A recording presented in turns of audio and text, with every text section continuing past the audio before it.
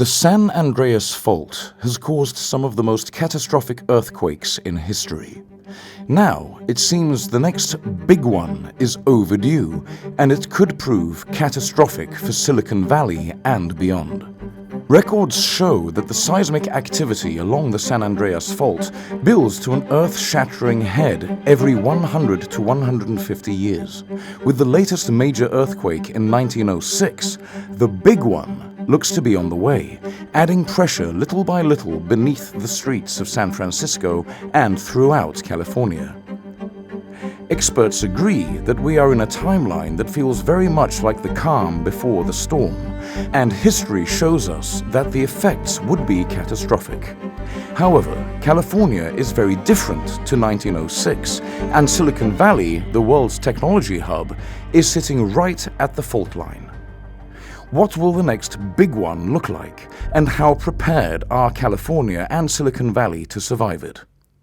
The San Andreas Fault marks the boundary between the Pacific and North American tectonic plates and has been responsible for some of the most powerful earthquakes in the region's history. To understand the potential risks, scientists study the fault's history through a field known as paleoseismology.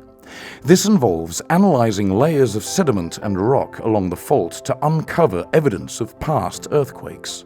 The San Andreas Fault Zone, or SAFZ, is a complex system of faults that stretches across California. It began moving between 20 to 30 million years ago and has since shifted horizontally by approximately 300 to 350 kilometers.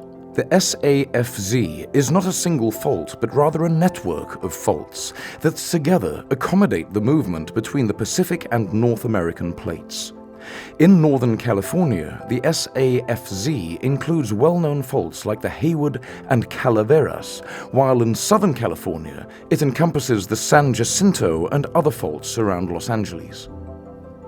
Paleoseismic research has focused on several key sites along the SAFZ, particularly in areas with large populations or critical infrastructure. In Southern California, for example, the San Andreas Fault has produced only two significant earthquakes in recorded history, one in 1812 and another in 1857. Given the 160 years since the last major event, many wonder if another is imminent. However, the data suggest that while the fault does not follow a regular schedule, it is likely that a large earthquake could occur in the near future. Further north, in places like Wrightwood and Frazier Mountain, detailed studies have provided a clearer picture of the fault's activity over the last few thousand years. These studies reveal that earthquakes in these regions occur with a relatively regular frequency, though the intervals between events can vary significantly. The record at Wrightwood, for example, shows an average of about 100 years between earthquakes, with only a few instances where the interval has been longer than it is currently. In Northern California, the Hayward Fault near San Francisco has also been the subject of extensive study.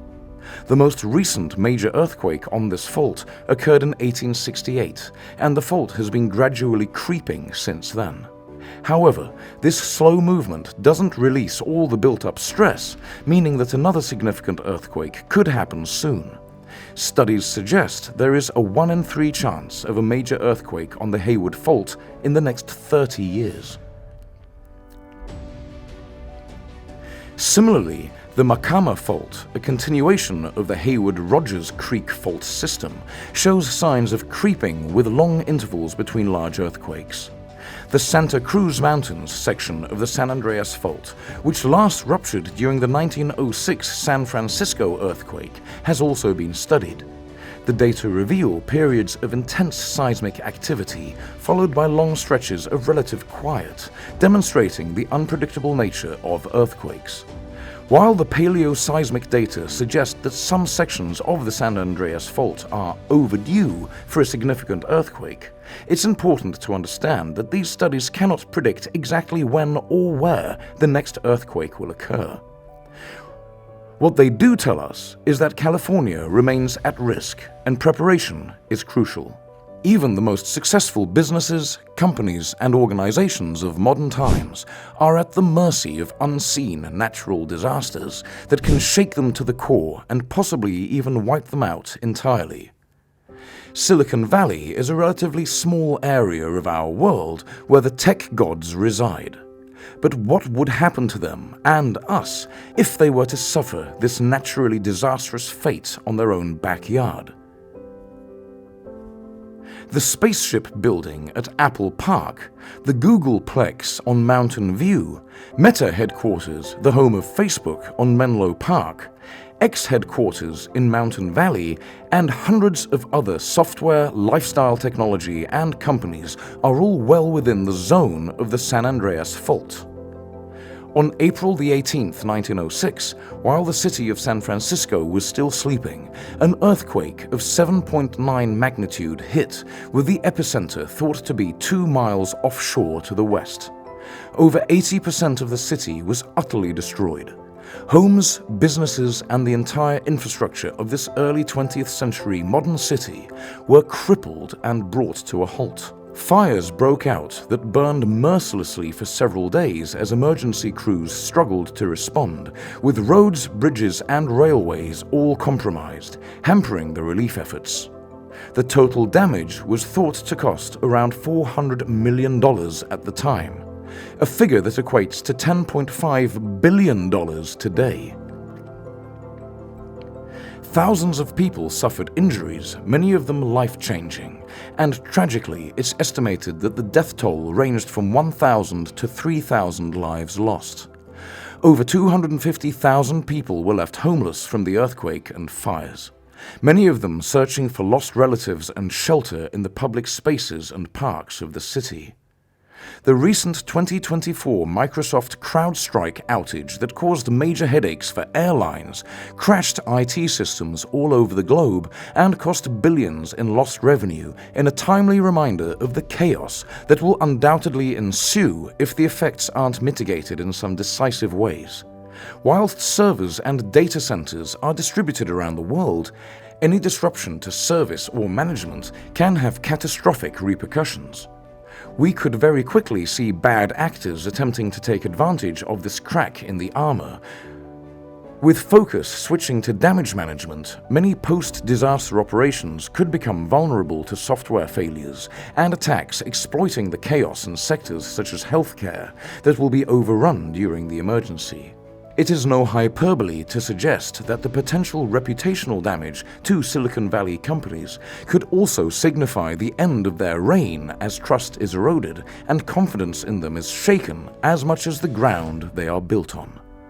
Understandably, the tenants of Silicon Valley have spent millions of dollars doing as much as they can to protect themselves through preparedness. There are two primary tools for this preparation in terms of their physical infrastructure: seismic monitoring with big data and AI elements, and advanced structural development. Seismic monitoring employs the United States Geological Survey Earthquake Early Warning System. This is a vast network of sensors that detect and measure the seismic waves present within the Earth to constantly capture data, making predictions on activity and send alerts. Seismometers work on a mass and spring system. When the ground shakes, the relative motion between the mass and the frame is recorded. These physical movements are then converted into electric signals through sensors that send the data to be analyzed in central monitoring stations. The primary, or P waves, that are detected are fast-moving waves that compress and expand the ground. The secondary, or S waves, are much slower, moving the ground up and down and side to side. The early warnings from these sensors can detect an imminent earthquake within seconds, with an indication of the expected magnitude to aid planning and preparation. AI tools can then use observed patterns and trends to suggest where and when the quake may hit, with modeled consequences for the buildings and people that are there. This timing is priceless to the protection of lives, allowing people to take evasive action, halting any affected transport networks, and starting emergency processes and procedures. But these early warnings don't come cheap. With individual models priced at around $50,000, the entire system involves almost 2,000 sensors, totaling an estimated $60 million with federal funding combined with private donations. Watching for danger signs deep underground definitely requires deep pockets. Lucky then that the stars of Silicon Valley are some of the wealthiest organizations and individuals around. The built environment around the San Andreas Fault and areas that connect and intersect with Silicon Valley is certainly much different than it was before the 1906 disaster. However, there seems to be a big split between buildings developed and created before the mid to late 1980s and those that came after. Any building completed before 1980 is vulnerable to such striking seismic activity, and many are now retrofitted with extra measures to withstand the effects from the big one as much as possible. Installing base isolators significantly reduces the amount of seismic force and energy that can be transferred to the building. They sit between the building's foundations and its infrastructure to act as shock absorbers, allowing it to move independently of the motion in the ground during an earthquake. 530 base isolators were most famously installed in the San Francisco Town Hall in 1995 that now give the building some impressive tolerance levels. It is thought that the town hall can now move an incredible 26 inches in any direction when a quake strikes, all for a cost of approximately $300 million. Many of the older buildings in the Googleplex have undergone these mitigation processes too. And the core technology for this is also employed in the new Apple headquarters and Meta buildings in Menlo Park, alongside other innovations like flexible joints for utility services that aim to prevent secondary disasters of fire and flooding. But there still seems to be a misunderstanding about the effectiveness of these measures.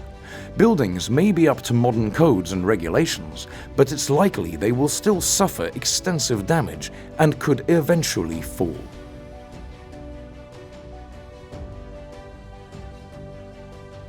The priority with protection is to save lives and make time for evacuation and relief efforts.